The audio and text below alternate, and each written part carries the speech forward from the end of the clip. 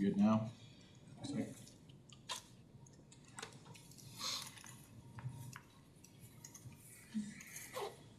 Technology is supposed to make your life easier, right?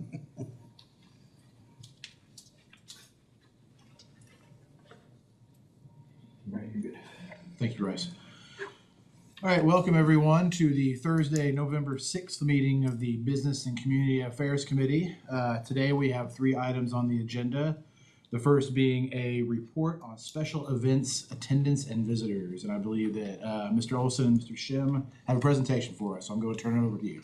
Perfect. Believe it or not, it's been about a year since we've done one of these. We were planning on doing them quarterly. I think we got a little busy, and hopefully we'll get back into the habit of doing these. But they're awfully fun to go look through and figure out, especially all these cool special events and festivals that we have in town, and looking at our Norm Forward projects and other events that the university puts on, and even looking at our shopping centers to kind of figure out what kind of traffic's getting driven to Norman. But we'll start off with, well, first of all, we never want to ignore Meekan out at Reeves Park, which is our public art project. He is over here supervising fireworks. I think this is from 2024. So he is always out there making sure the baseball's getting played correctly. Medieval fair is happening. The technology in that robot is fantastic.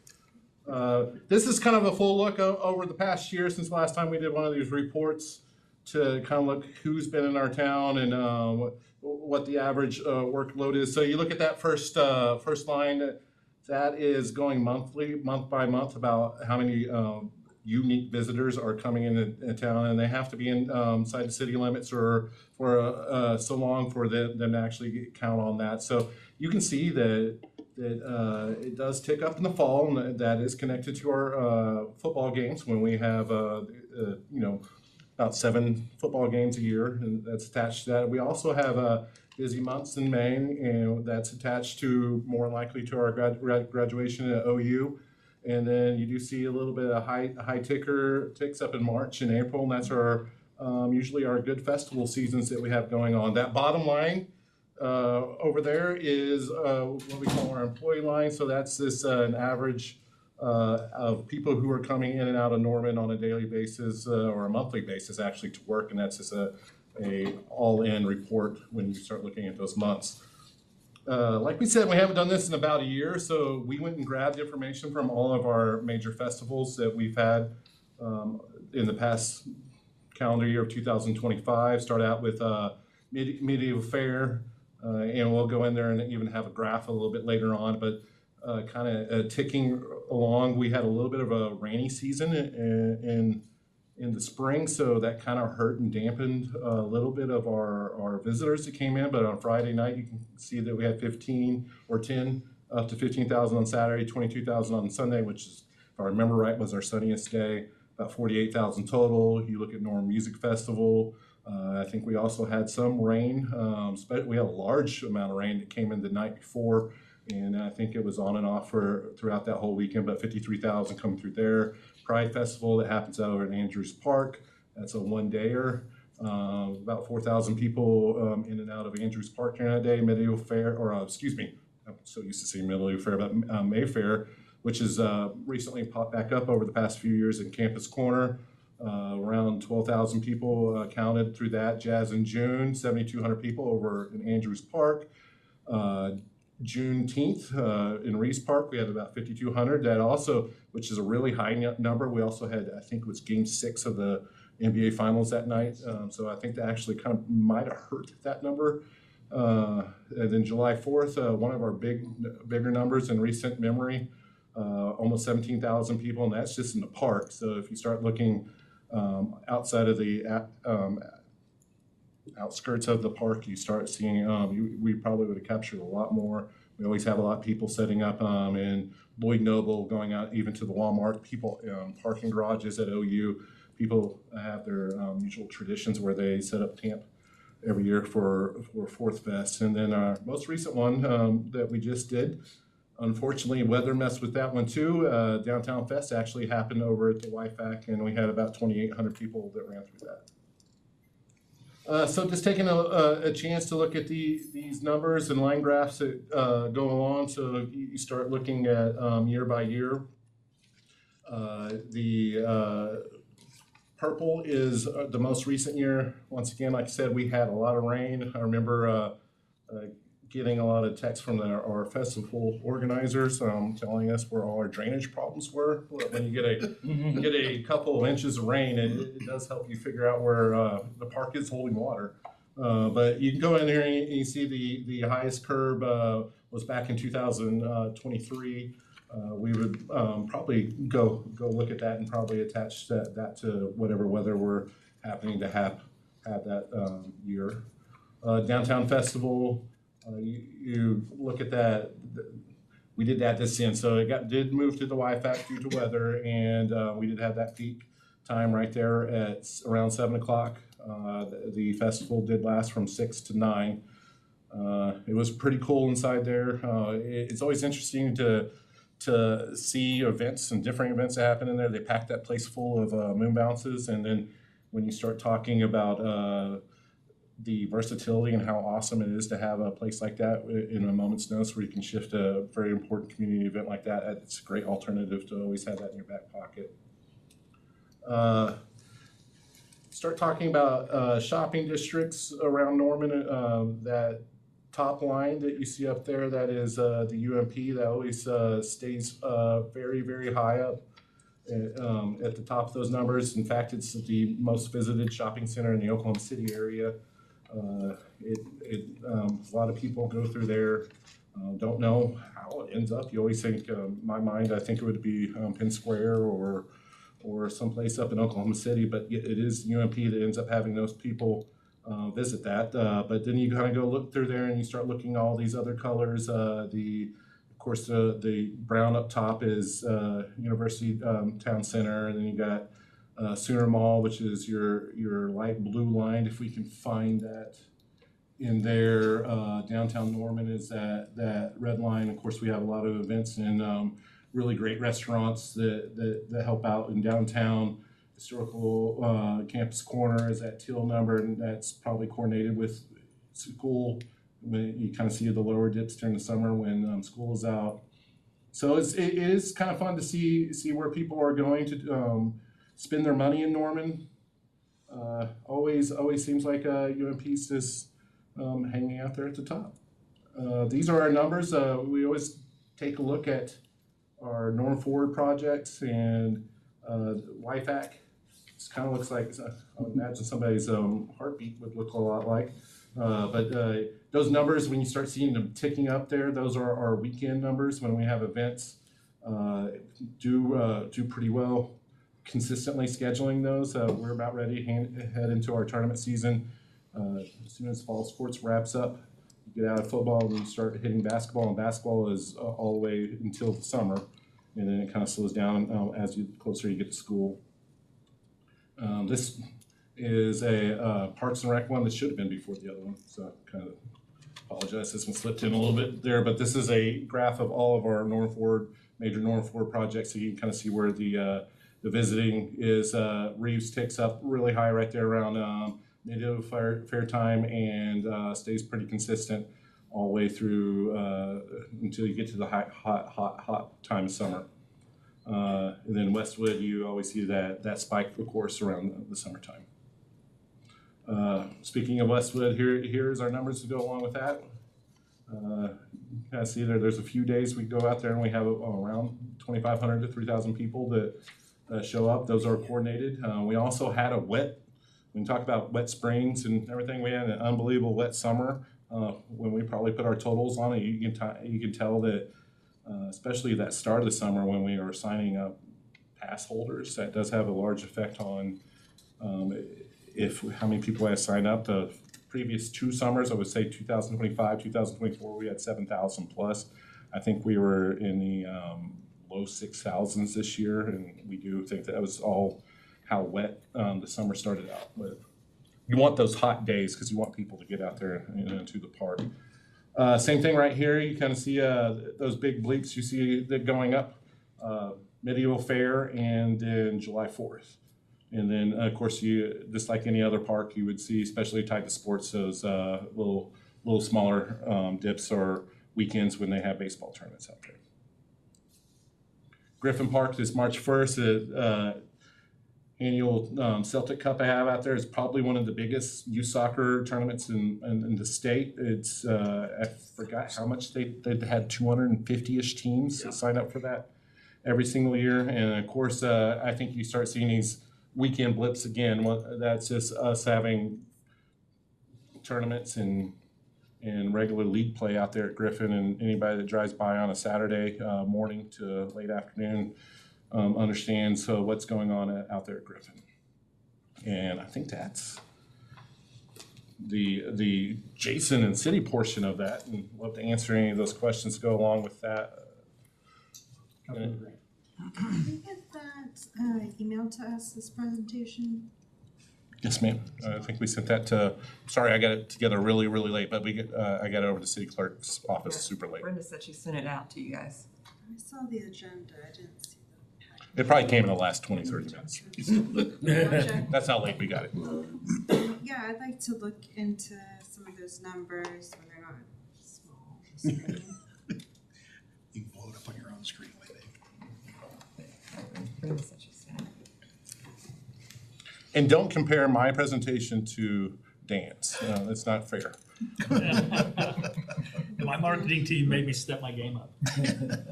Anything else before I go? Floor is yours. All right. Yeah, so this is actually our new Digidex software. I guess it's PowerPoint on steroids, but we're able to send proposals for conferences and tournaments and things directly to those events holders, and they get a link and we can track it all. And so kind of a neat new toy. But so what I'll look at here, you can kind of see the dates up top. So I'm going year to date, July 1, 2025 through October 17th. January 1st, Yeah, what did I say? July. Thank you. July 1 is my fiscal year start date. So I Dan can't missed rehearsal earlier. There you go. Sorry. I did. So let's see, how do I scroll down here? There we go, I'll just use my finger. So for that time frame, how are visitors impacting our economy?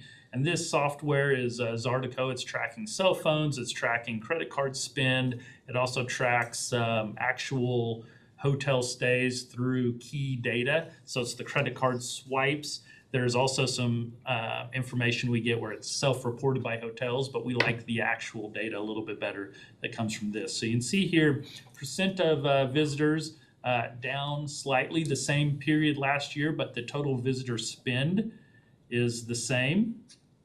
Percent spend of restaurant and retail, everything is pretty flat, although I would like to point out arts, entertainment, attraction spend by visitors is up 5% from the prior year. So that's a great sign and a testament to what a great arts community Norman has and some of those festivals and things that we're talking about. But restaurant spend, pretty even. Retail spend down slightly. Arts and attraction spending, pretty good. And, that holds to what we're seeing citywide with sales tax being pretty flat. I think the recreational budgets are impacted a bit from our visitors with the way the economy's going. Top visitor markets, we see this pretty steady. We do see a lower impact, a slightly lower 1% from Dallas, but that's our big market always. Tulsa, Oklahoma City, at Sherman-Ada, Wichita Falls, Lawton is always up there as well. And then where are visitors going? They're visiting, when they're here, they're going to food and beverage, retail, education is the University of Oklahoma's campus. Now, one of the things in here when we look at spending data, which isn't up yet, but if you buy concessions at Owen Field, that counts as food and beverage spend versus sports spend. So when you look at sports, we'll go into that later, but it's a lower spend, but it's because it's all categorized in there. But here's our visitors by region and what they're going to. You see we've got some out there at Lake Thunderbird. We get that deal there at, or the circle at the University of Oklahoma. But that's kind of the regions that our visitors are going to. And then if I go to the, We're home. Yeah, those, I go back. My mouse isn't working for some reason, so we'll do that. yeah, I was curious, it looks like one of those dots might be the Weather Center or Lloyd Noble Center. But like, what's the one on the far west, 60th? Yeah, What's out there? is that, Right. that's what? That's where visitors are coming from. It's where they're going. Now, what they're putting here, these are kind of, I had to map every inch of Norman. And so I think when you look at West Norman, they just put the dot there. So I think that's this whole west of I-35. So that can include Brookhaven Village and So the big dot at the Ed top Noble. is really UMP area. That's right. Okay. That's right. So they just had to, when I mapped it, they just kind of put it in the middle of that map and the region that we did.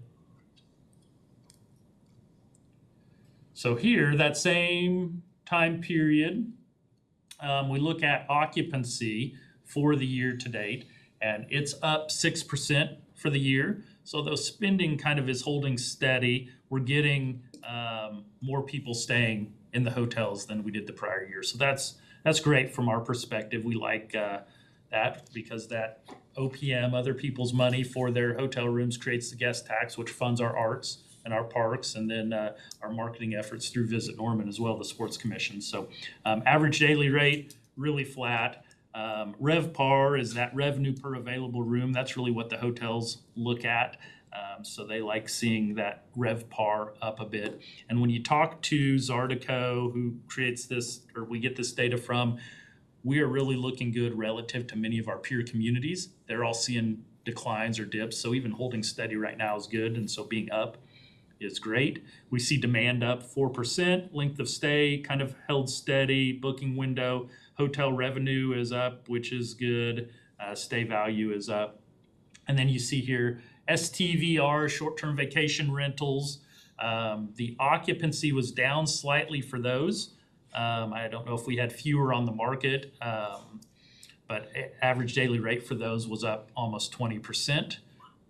So I guess the fewer on the market meant that they were able to charge a little bit more. Here you see hotel demand by month. We know that our slow months, if this was showing December also, it would be low. Slow months, and disregard that November 2025, because obviously today is the, 6th. So those numbers will go way up. But December, January are typically our slow times of the year. But you can see the darker green is the demand for this year. The light green is last year. So we're up on demand for, I think, every month, which is a good sign. Average booking window, that's just how far out people are booking. And that's up slightly, but that helps us as we're trying to figure out when should we really target people with the creeper ads. You went to our website, at what point do we really hit you hard? And so we look anywhere from in January, February, March, it's way shorter. So we can do some more targeted advertising to them. As it goes further, we want to, when they're booking, we want to time our ads right. So that's how we use all of that. Then you see here occupancy, as we talked about, is up. January is always a slow month for us, but those mid to upper 60s are always a good sign. Once again, that November will go up as we get all of the data in. ADR, we looked at that. You can kind of see it broken down by month here on that left chart. It is pretty flat. The September number from last year, those coincide with football games that we'll go into, but I think that bump in ADR was because of football back then. So, and then you see RevPAR, but really that's a hotel number. It's right on track, which is good. And then revenue, and there's our room count as well. So you see there we were talking that dip in short-term vacation rentals. So I don't know, that's something we should probably dig into. I don't know why there was a decrease in those starting in September of this year. So kind of interesting what happened there. So we'll start doing some research into that. With that, I wanted to end this portion. You guys, I'm sure, have seen this, but this is the guest tax collection. So if you look at last year, we're of course in fiscal year 26 already, but for FY 25, here in June, we ended the year at almost 15% increase last year for the fiscal year. This year has started off really strong. I think Anthony will get the next numbers to see October soon. I think I got it on the 10th of October, so it should be coming. But for the first 3 months of FY 26, we are almost up 25% from last year, which was up 15%. So that's a great sign for guest tax. So that's all I've got on that one. I will move into the football presentation unless there are questions. Dan, is there a way, or maybe this already includes, people coming to Norman for healthcare services? So I think there would probably be a way to track. Zartico just upgraded their geolocation tracking. That's always where it wasn't quite as good, and I had to rely on Sarah and your software, Placer AI. But I'm guessing between the two softwares now, we could geofence Norman Regional and get zip codes of where people are coming from. And so if you guys are interested in that, that's something we could look at. I'll hit Sarah up. I would just be curious to know how much out-of-town support comes in for our healthcare system. Yeah. Thank you. Yeah. All right. Whoop, let me go back to the start here. Okay. So we want to do a recap of the entire football season once it's done, but I knew you guys would ask. So just put it together. I keep the running tabs here, but we know the season kicked off August 30th here. And I never miss a chance to put our Heisman winners up here, so that's always fun. Should be 8. So the schedule this year, we kicked off the 30th. We've had 5 games so far, 2 to go. And we know that November 29th game, Daryl, you've got the police ready to go, right, for LSU. We have heard they're pretty rowdy. Yeah. So week 1 was versus Illinois State. Now this coincided. Go back here. So this was September or August 30th. Yeah. So we had a game last year, same weekend, but it was a Friday, if you'll recall. So when we're looking at year over year, it gives us a pretty good comparison. Our occupancy was down just slightly, 60 to 61%, so pretty flat. Average daily rate was up 10%, so people were paying more. Once again, that helps with that guest tax collection. Length of stay was the exact same, but stay value was up because of that average daily rate and the spend. So you see here, short-term vacation rentals, those Airbnbs, was up 7% on occupancy, up 44% on ADR. And if you look here, that now it's not apples to apples when you're looking here, because a hotel room includes singles and doubles, and this is a whole house potentially. So when you look at the difference in rates, that is why that's there. Booking window, occupancy. So you look here, dark green again is this year, light green is last year. Friday, of course, is a Friday game. So we had a higher occupancy. We start ramping up on those days. But the first game, Illinois State, is always there's not as many, I think they're the Red Hawks, there's not as many Illinois State fans that are traveling. So we get a lot of local folks using those tickets up. If you're in the metro, you're driving. So we'll see mid upper 90s for future games, but 83% on Saturday. And then that Sunday, just a funky thing where it's start of the week, but that's when everyone clears out. So they leave Sunday. And ADR, you'll see our ADR was up. Even for the Friday night game, it was higher on our Friday night for this year. let's see, RevPAR, of course. You see there, everyone. I recall the Friday night game. That was the Labor Day weekend, so everyone skedaddled and went to the game Friday and hit their holiday last year. So we're up RevPAR significantly. So, all right, we'll go then. Visitor snapshot, 69% of out-of-state visitors this year, up slightly. Spend towards local businesses down just slightly. The average spend was exactly the same, and you can kind of see where people are coming from. This is gonna look similar, although you'll notice here, there's my cursor. We have that Illinois state. So the dot in Chicago is all those visitors. And then where are they spending their money? This is where that spend I was talking about, food and beverage, that includes the concessions in the stadium. Tickets are not included in any of these numbers because those are all bought ahead of time. They're bought through tertiary parties or tickets, so we don't have that ticket information. So when our sports is 10%, that's kind of misleading there because it doesn't include those ticket prices. But that's why food and beverage is so high, all those concession sales within the stadium. But we also know people like to eat and drink while they're here attending a football game. So our top visitor markets, you see here, these are all OU fans coming from Texas, Oklahoma, other places. And these are the people that are staying in hotels. Again, this is stuff we really dig into to help us with our marketing and advertising. So I'll move on.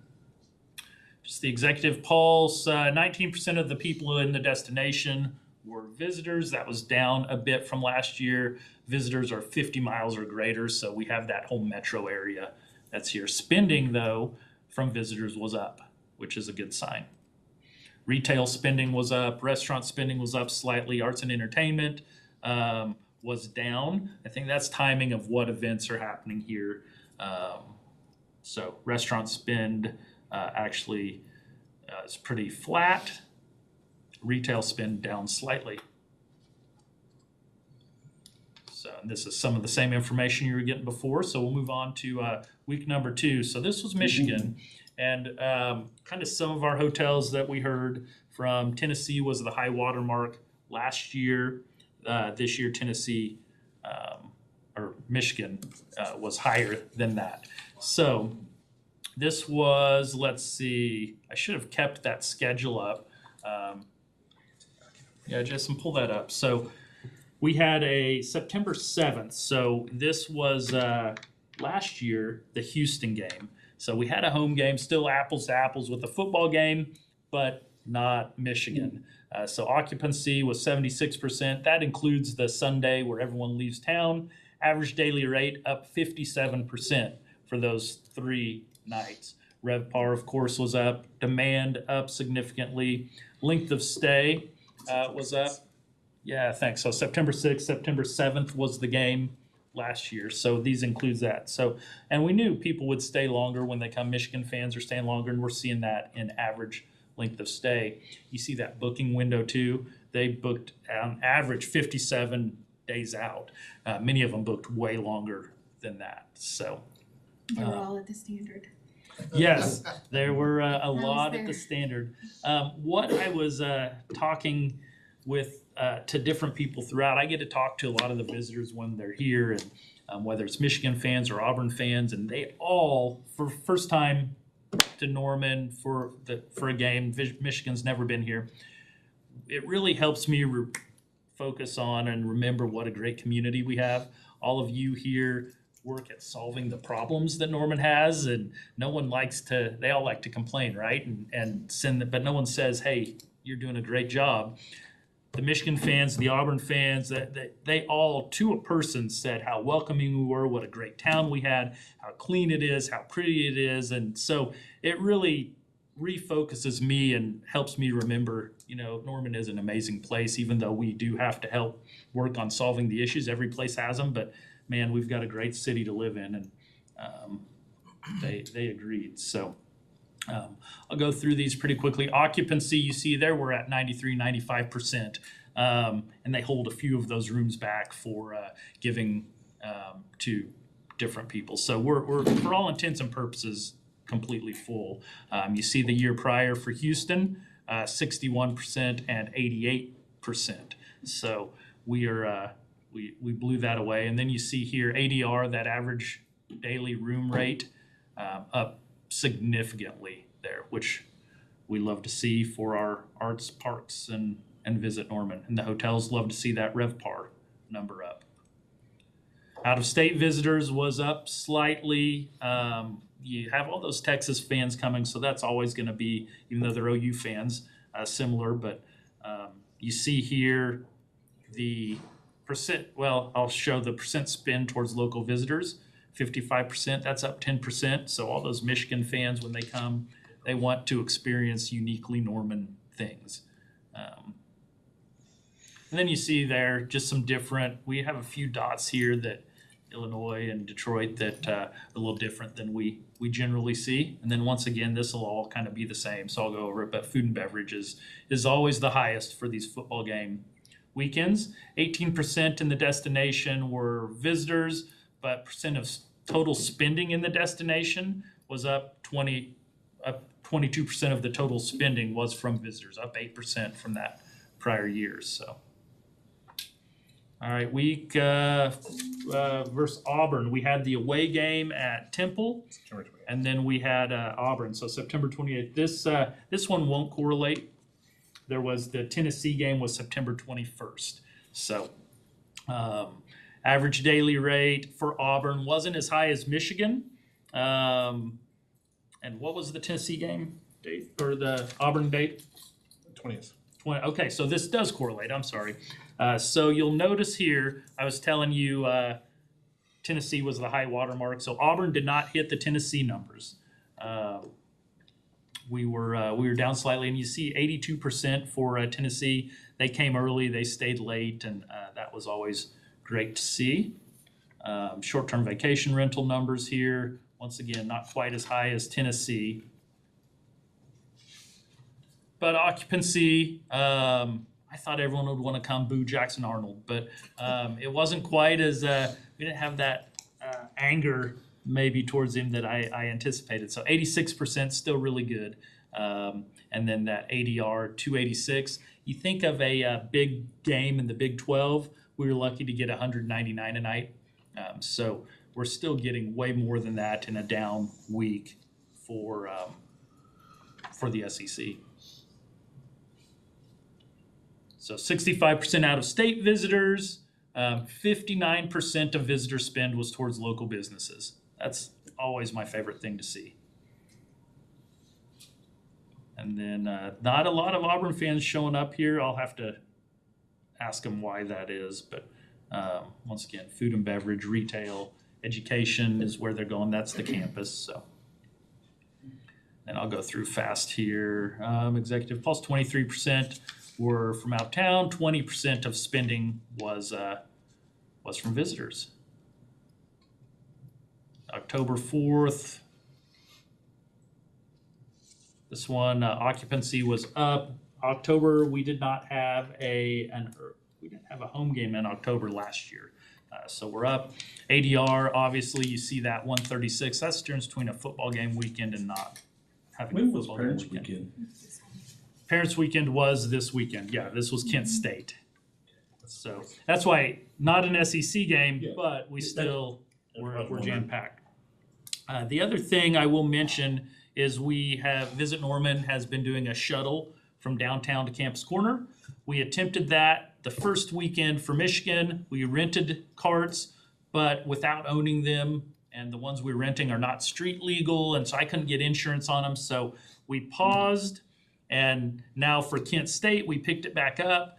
We had to buy 2 street legal 6-passenger golf carts. Those have been really successful. I think we could, if we can figure out a way, I don't have a need at Visit Norman for a whole fleet of golf carts, except for these 6-7 weekends a year. So if we can figure out a way to get more, they would be heavily utilized for these weekends. And the Kent State visitors loved them. Auburn, we didn't get to do them for, but at Auburn, the week we had to skip, we had Auburn fans asking about it. Hey, are these carts around? And let's say, not this week, but we're excited about that and looking for ways to partner in the future. So we'll just scroll down here. You see occupancy 96, 95%, and ADR 406 and 412. Those Texas parents are coming and spending a lot of money while they're here. So percent spend towards local businesses, 64%, which is always awesome. 67% average spend. We'll just keep going because I know you guys have other stuff. 24% spending in the destination from visitors. And then we've got this game was, I should remember, is Mississippi. Ole Miss. Yeah. Date The was 25th. the 25th. So we did not, as an away game at Ole Miss last year. So this is once again comparing to a non-football game weekend. This was homecoming. Average daily rate was $285, occupancy 71%.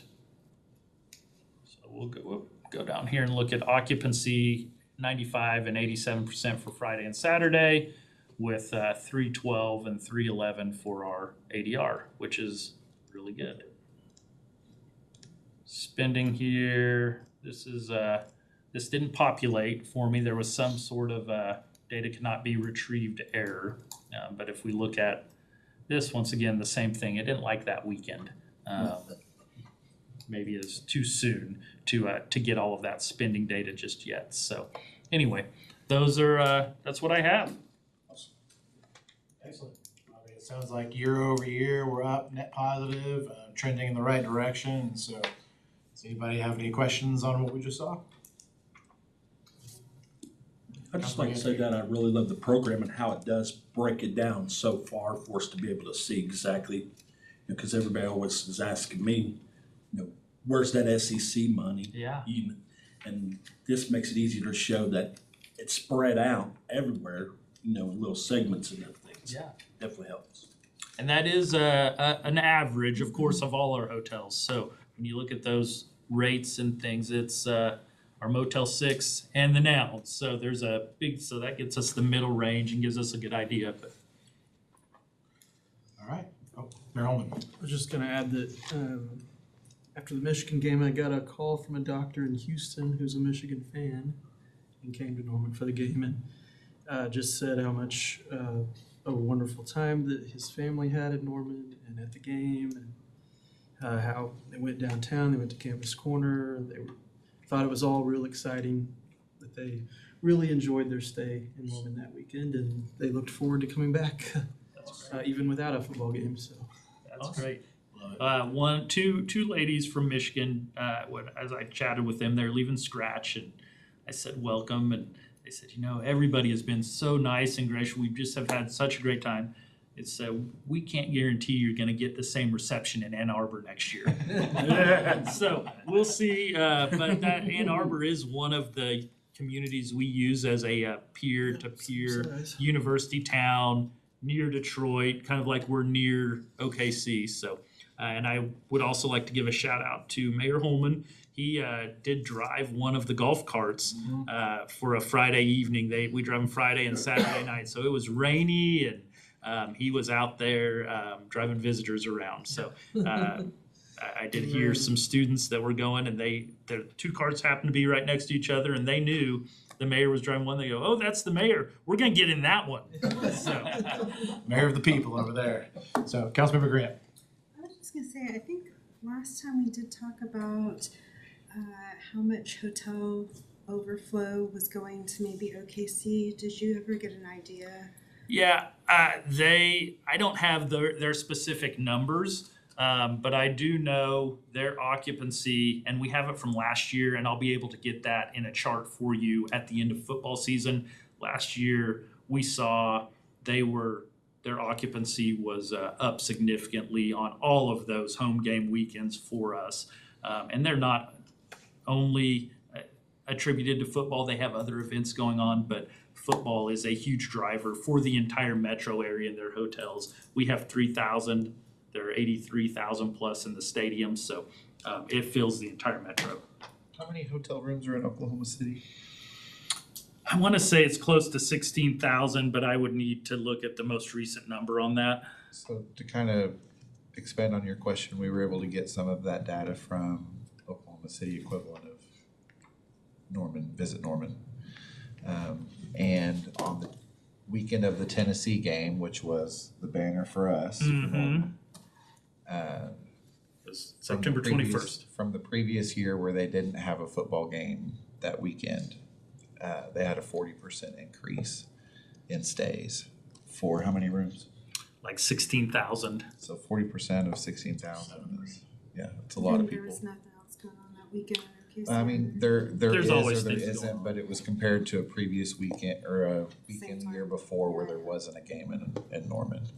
So that was a pretty clear indicator on How what, much was the, So what we've got kind of runoff we were seeing. capacity of about 7,000 more hotel rooms potentially. Maybe. how much do we wonder about the short-term rental thing too?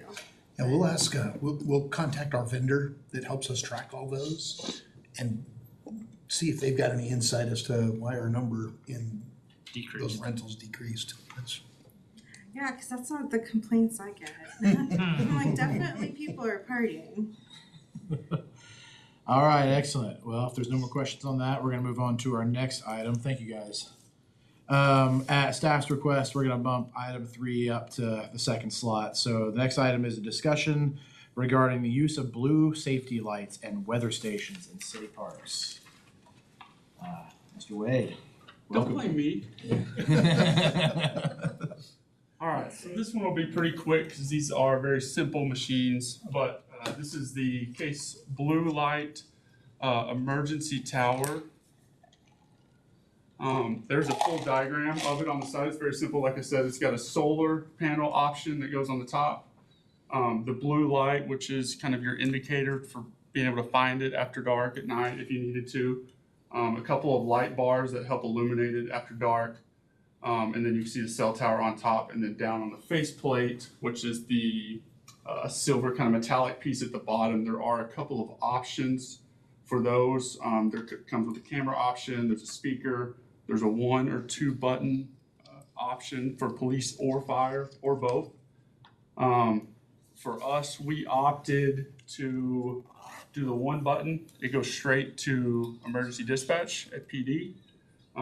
It offers a couple of things. You can, police know that this is out there. So if they receive a call from this number, they know the exact spot that you're at for this location. It's in their system.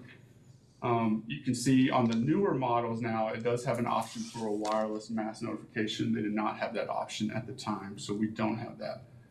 We installed the first system that we have in 2020, late 2020, at Saxon Park, south of Highway 9. We chose to put it kind of right there next to the parking lot because you have the exercise equipment trail to the south. You have the larger running trail to the north, kind of native trail. Something that people have said is, well, I carry a cell phone. Why don't I just call 911? And in a lot of studies, what they found is while it may be easy to sit here and have a discussion and talk about dialing 911, when you're in a panic state and your blood and adrenaline starts rushing, that this does seem to make it simpler and does in certain cases save time and save lives. So that is what. Another thing, just on the safety side of that I like to bring up is one thing that makes it a little safer too, is the fact that, especially out there at Saxon Park, your cell service might not be that great. And you said that when you hit that button, PD already knows it's that one that they're going to, where they wouldn't know where you're at in there with your Right. cell phone. It's got an assigned address. We did opt for the camera option.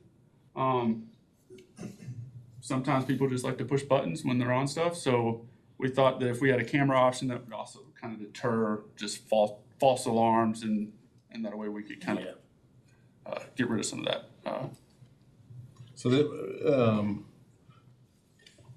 you might be catching us up. This is our only blue light we have in the system. We have requested them a few times through the capital project to update and put them in more parks. We haven't got those approved just yet, but eventually like to have some in Ruby Grant and out at Sutton Wilderness, just not we'll keep requesting those and hopefully get those one of these years. But always remember, council, that capital budget, your priorities are our priorities.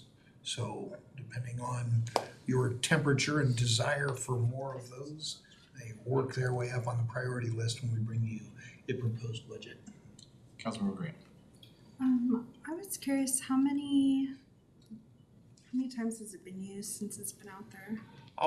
They don't monitor that now. I'll show you in the next one, the kind of newer upgraded version has more monitoring features, is kind of what they've added from back in 2020. What I need to do is run through the phone number. It has an assigned phone number. I'll have to run that through PD dispatch, and I think I can get that number. How many times they've gone out there for them? Councilmember Gansberry. A couple questions. One, I guess this one's been there a little bit, but how much is the cost of one now? And also, are we able to repair them ourselves, or do we have to call their technician out? Because I know the hospital got rid of theirs because of the cost of the upkeep of it. So, let me see. So we have worked on them ourselves. We've had to make speaker updates. They recently went through 3G to 4G for their cell service. So we are able to work on them, replace batteries, simple stuff. We actually installed this one ourselves too. And they average, in 2020, we paid about $11,000 for this one. And again, we self-installed it, so that saves a little bit. But right now, depending on how many bells and whistles you get on it, it's about $15,000. There is a cell service fee, like for your cell phone, like a data fee. And then there are options for monitoring and maintenance now that, I'll go ahead and just switch to the next one. Now that they've been bought out, and Nightscope is now the manufacturer. They essentially took over Case Emergency Systems, which is the previous vendor that we bought from. So this is kind of their new improved model. It's got the user interface. It's got a lot more. To me, what I see is the options for monitoring the interface are a lot more detailed than the old one. And we've got that mass notification. We didn't put that on there. It wasn't an option now, but if you want to go into the weather stations too. Sure. So I'll make this quick, but to go along with that, and the reason we don't have mass notifications, we do have mass notifications on these weather stations that we have placed at Ruby Grant. We have one at Saxon as well, and we have one at Sutton Wilderness. And they have they have a lot more stuff that gets back to us, information, data, weather data, that tells us and alerts not only us, but folks in the field, staff. It does have a mass notification for things. There's the date. I need to go to this. I think I have this one. No. So if you are in the park, at some of these parks that we've selected, you could be up to almost half a mile away from your vehicle at some point. So what they do is if the lightning's within 10 miles, it alerts with a voice notification that you know why that alert is happening. Instead of the tones and the ringing, it tells you, hey, lightning's approaching, it's within 10 miles, seek shelter. We also installed it to have the heat globe. So if it's too hot, if the humidity's too high, different thing, if there's a super smart equation that somebody else developed that tells you when your body's not going to perspire fast enough to keep you cool when you're outdoors running. So it notifies that as well. And that helps with our staff during the summer when they're working outside all year. We use this we use that data to keep them safe too. And then this is just a picture of some of our kind of interface that we see, and then we can really deep dive in, and it tells us how much precipitation, wind gust, when we got guys on lifts, when we got guys out in the field, if we got too much moisture, stuff like that. Is this an app that a regular citizen at that park could download to get the same information? We don't have that set up yet. I think there is possibly that we could put it on our website and be able to access it from the website, from the Parks and Rec website. It'd be nice if it was on an app where they can get it right there on the go. Yeah, we pay a small fee for specific users who can adjust understand that. the preset. We Exactly. I just have one. On the weather alerts, is that cellular or does it use like an emergency radio or emergency weather radio frequency? For, Just the weather alerts, like if it Both. alerts the system, okay. so it will alert to some of my staff's cell phone and others that may need that specific location. But it also sends out an alert in the park. I've heard that it's substantial noise, and we kind of put it in the middle. We also have it on a timer, so like past 10 p.m. it doesn't go off. So in the middle of the night, it's not blaring. Park's closed at that point anyway. Yeah. Just to Councilmember Gansberry's point, you know, you might be in these areas with limited cell phone reception or weather might knock out the cell phone reception. And so just another way to be able to get the information to people when they need it. Yeah. So, yeah. You know, I think they're a great thing. I mean, I absolutely am supportive of locating them everywhere that makes sense. You know, there's all the public safety times that you would need one, but also all the weather times. And in a state like Oklahoma, I mean, I can't think of really a better reason to put them. So, there any other questions or thoughts from council on that one? Councilmember Grant. Just that I would like to get that information about how often it's used. Okay. Yep, we can get that with PD. We see heads nodding. Your next proposed budget on the capital side just may have some of these in it.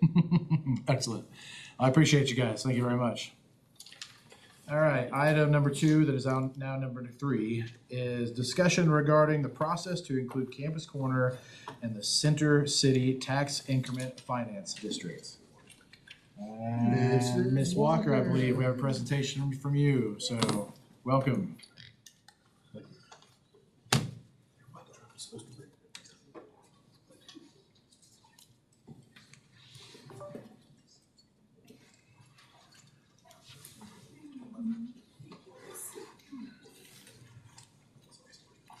Okay, let's talk about Center City TIF District and Campus Corner.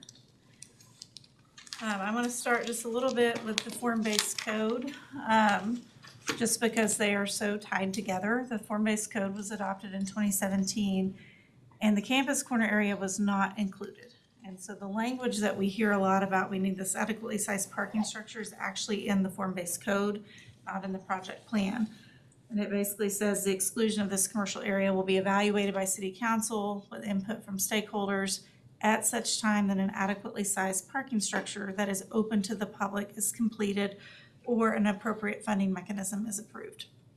Now, what's adequate is subjective, but because it was this is in this form-based code, I think it was really intending to be at least enough to accommodate some of that higher density development that the form-based code was planning for. So you can see here, this is the form-based code map, and I don't know if my cursor will show up. Yeah, right here is Campus Corner. So you see no colors denoting the form-based code designation there. So it just kind of goes around it and completely leaves it out from that zoning designation. So around the same time, in the same year, we adopted the Center City TIF District, again, looking at the anticipated infrastructure needs because of all this high-density development we were anticipating with the form-based code. And so it was very heavily focused on public infrastructure and facilities because we knew we have old sewer lines, old water lines, old everything in this area of town, and so it would need to be upgraded to accommodate those kind of higher densities. And the total for this particular TIF is $47.4 million. You see all of it really tied into that public infrastructure, facilities, and improvements. The boundary does include Campus Corner, but because Campus Corner was not really included in the public infrastructure, facilities, and improvements, it's not really included in a meaningful way in the project plan. So it's in there. That means we're getting any growth in the ad valorem tax from that district going into the Center City TIF for public improvements. And projects can be done there, but we don't really have any money in the project plan to do any projects there. And this is why this project plan was very specific. We did a infrastructure study with Johnson and Associates in conjunction with this, and very tightly tied the project costs to that study.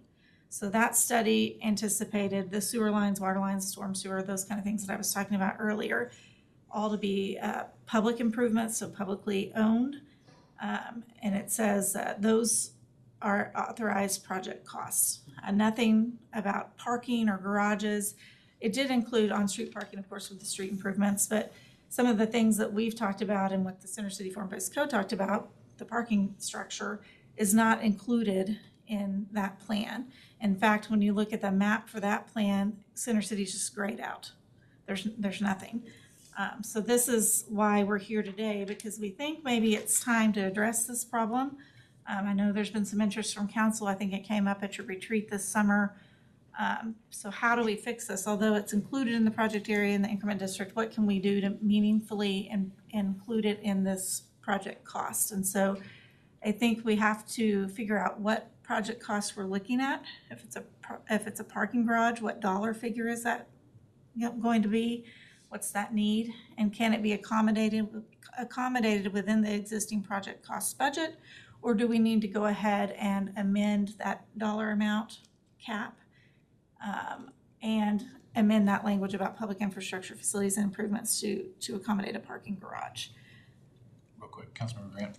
I had a question. So publicly owned structure would be us for this parking garage. Do we get to get ad valorem off of that? No. Okay. So I think that's under the Local Development Act, you can fund projects that aren't publicly funded through assistance in development financing. So there might be some ways to tweak that language within the project plan to help accommodate maybe a more flexible approach, or maybe Best it's of both worlds. right. So the key though is it needs to provide public parking to bring it into Center City. And I noticed that it said it was like built it or approved, An appropriate funding mechanism. so if we did a parking trust authority, that would, I mean, since it's so loosely defined, that could be I think if a trigger. I think an appropriate funding mechanism might be a debt issuance, recognizing that it's going to take a couple of years to design and build the garage, but you could go ahead and bring that area into the Center City Form-Based Code while it's being built, or you can wait until the garage is built. I like the idea of debt issuance being the trigger.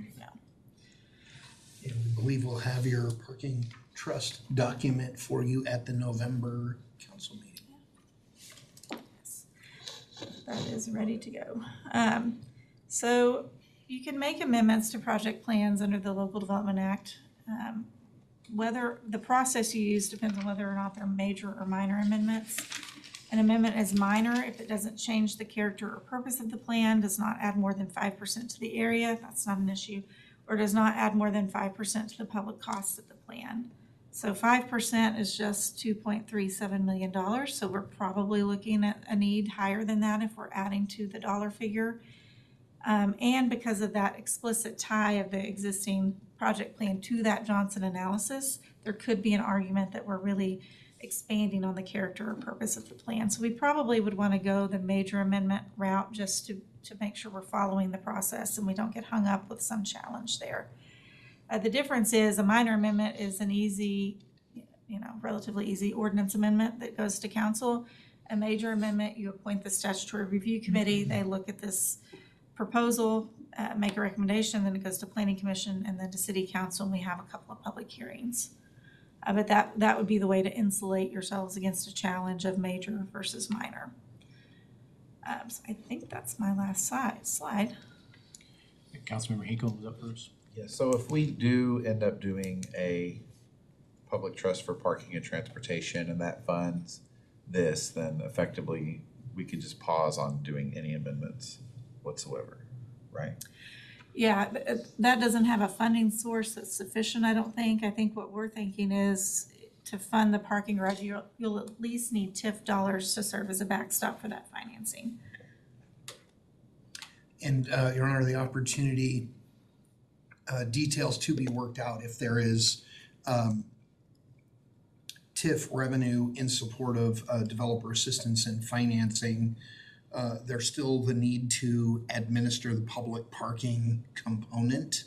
and or potentially collect the revenue for the whole thing, which would be largely applied towards debt service for the period of the debt instrument. So we absolutely see value in the parking trust going forward, and we just don't necessarily have all the details about how it would be plugged into the ultimate construction and operation of that parking structure.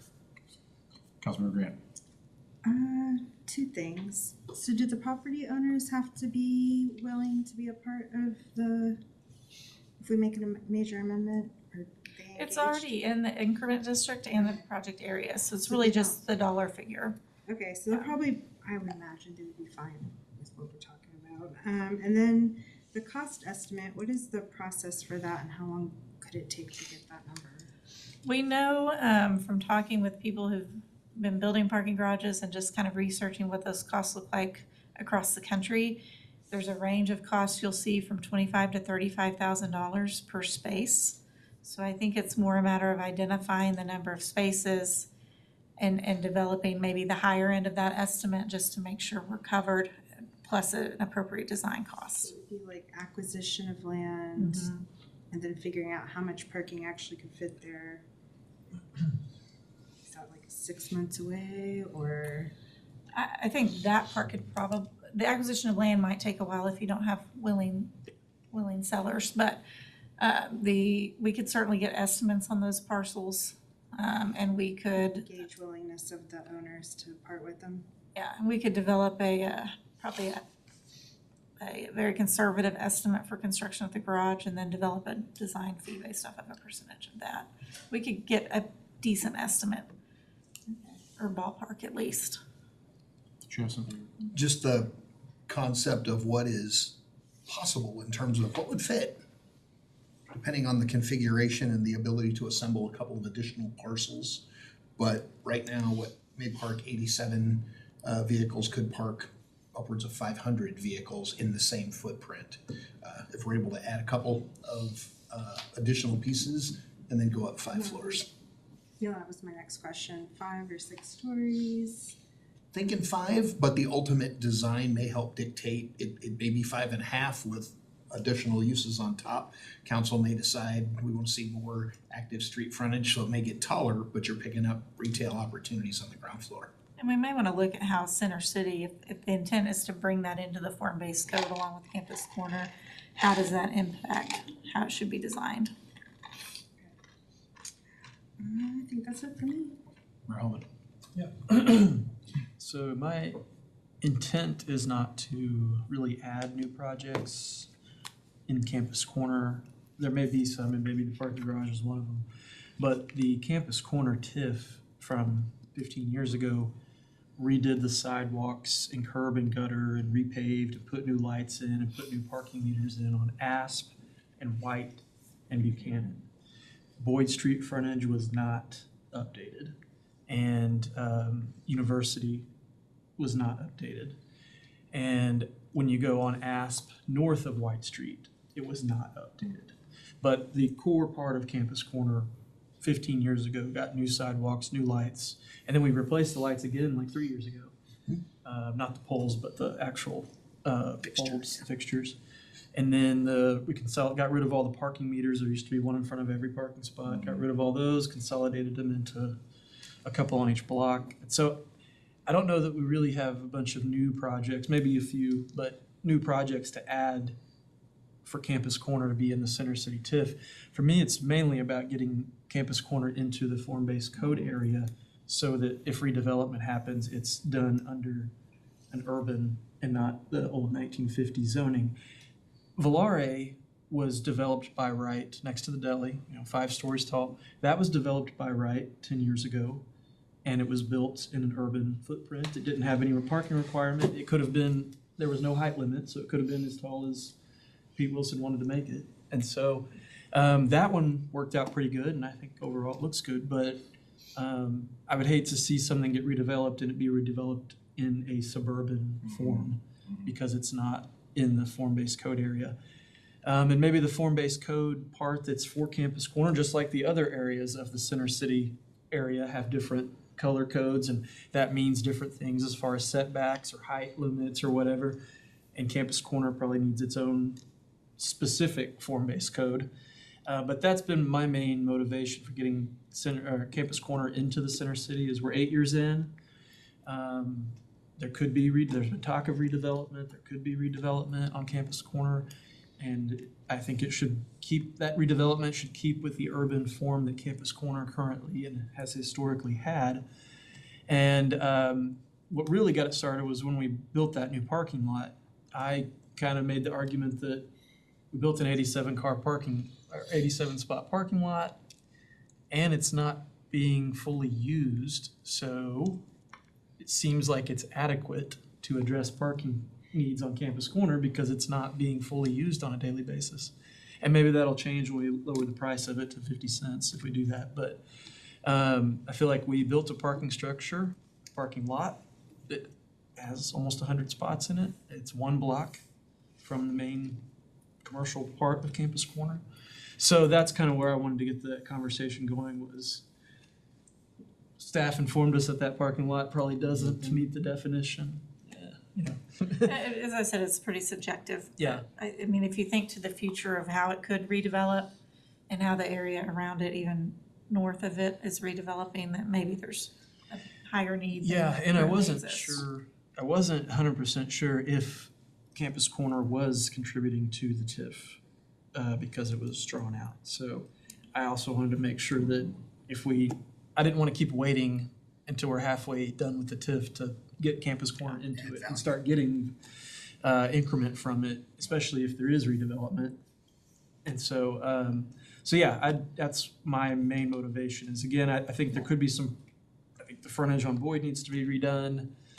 University needs updated, and then Asp and Buchanan as you go north of Campus Corner probably needs some touch up as well. And maybe some repairs to the improvements that were made a few years ago, but overall, I don't have any specific projects that I want to add to the project plan that I have in mind specifically to do on Campus Corner. And to the mayor's point, since we did that work on Asp and stopped at Boyd, that's not a long drawn out process to get cost estimates to bring what was left off up to that same standard. So that's not a too heavy a lift for us to keep the process moving forward. Just real quick to Mayor Holman's point, I mean, I think to me, the appeal of doing a project on this site is exactly what you were talking about, the urban form, and it's, you've got Asp Street, which is the most urban street in all of Oklahoma, and then it stops right there at White. If you were able to extend Campus Corner north, ground floor commercial, you get rid of the surface parking lots, which are missing teeth in the smile of urban form down there. I think contributes a whole heck of a lot to the area, notwithstanding the parking, notwithstanding all the other added benefits, but just the increase of Campus Corner closer to Main Street and making that connection, I think is really powerful. And you mentioned that the Catlett parking garage is pretty much the exact size that could fit on. I did a little test fit. Catlett, That has no retail. it supports 125 cars per floor, so at 4 floors you get 500 cars, and then There's still a little room left over. Yeah. So even if you were able to carve out some storefronts on the ground floor, I think you could still have inset parking 400 behind plus it. probably. Yeah, and then you're at 5 stories, you're at 625 or whatever. And so I got a couple questions, but I'll come back, Councilmember Grant. Yeah, on the form-based code part and thinking how it wasn't a part of the original. So would that go back to Johnson Associates to help figure out? And then also we still have that ad hoc committee with maybe a couple pending meetings. But I was thinking, for Valare, that went up several stories. What does that mean for the infrastructure below? And if you see that replicated on Campus Corner, what does that mean for sewer, water? Yeah, and I know Johnson and Associates has been working on some updates to that plan to help us phase some improvements in, but so that would probably be a really good question for them to look at and maybe add to their report. And potentially that might also carry a dollar amount to add that. So I was kind of curious what it would cost, I guess outside of the parking structure design of what that could look like, but what that part of Campus Corner could. Yeah, that's it for me. Councilor Dixon? I was just gonna ask what the, kind of the TIF split is, like how much stays in the district and how much goes to the other tax. It's a 90-10 split, so 90% of the growth in property tax in the district is allocated for increment and project cost into the project plan. 10% of the growth continues to go to taxing jurisdictions. Okay, thank you. My only questions are really, so if it's a public garage, does that mean it can only be public? Could you have a portion of the spaces be long-term leased to housing developments in the area? I mean, because the whole Yeah. idea was to support housing development, and so being able to offer that, You certainly could lease spaces, just like we do with our Gray Street lot. I think, and David Floyd's here, he can tell you this better than me, but I think it might impact whether it can be a taxable or a non-taxable bond, depending on how many of those spots you've got leased out. We certainly want to make sure we have enough for the public, but we may want to think about those type of costs too. and kind of related to that, a little follow-up. Since it's a public garage, could you tie other uses to it that were done by private developers, such as housing above the garage, or again, ground floor commercial, or something like that? It's all in the agreements. Okay. Yeah. Anything to add to that? No. Ms. Walker summarized it perfectly. Excellent, that's what I love to hear. Okay, well, I mean, I think for me, I don't want to speak for everybody else, but I think it's a real priority to get this moving as fast as possible. All garages across Norman, but in particular this one, because of all the housing we're seeing.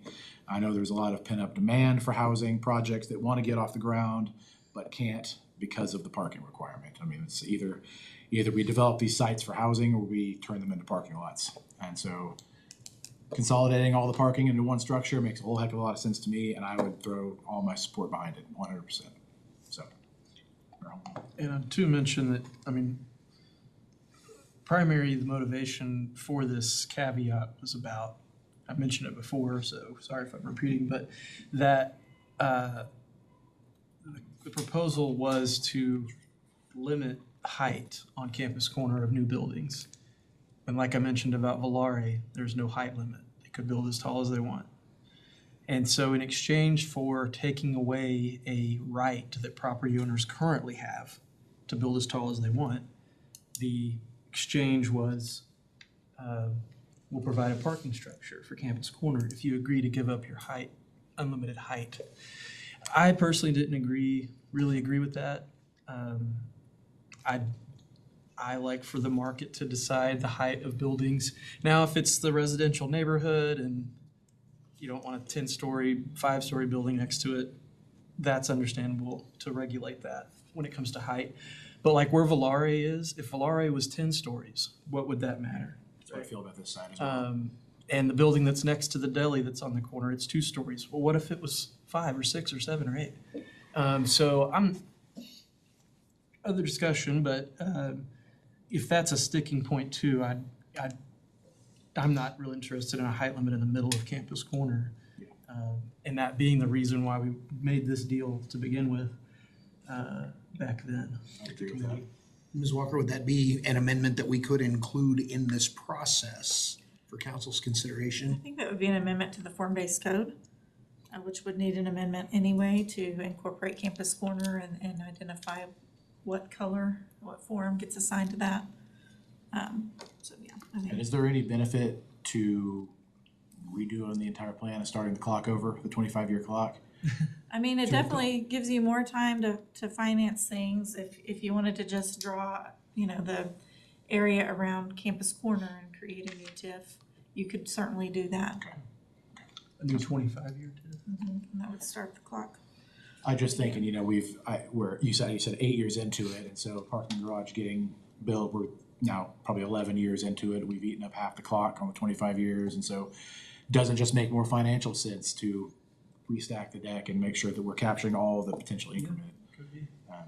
If we identify, to Councilmember Grant's point, if we identify a lot of infrastructure needs in Campus Corner as a result of pulling it into the form-based code, maybe those costs get too big. Okay. And we need to look at that, but we'll keep And an the eye on effort that as we go forward. From a major amendment to starting with a brand new, Same process. same process. Just Campus Corner. Councilman Grant? Process for the Center City form-based code update would be getting an ad hoc committee to redo that, or?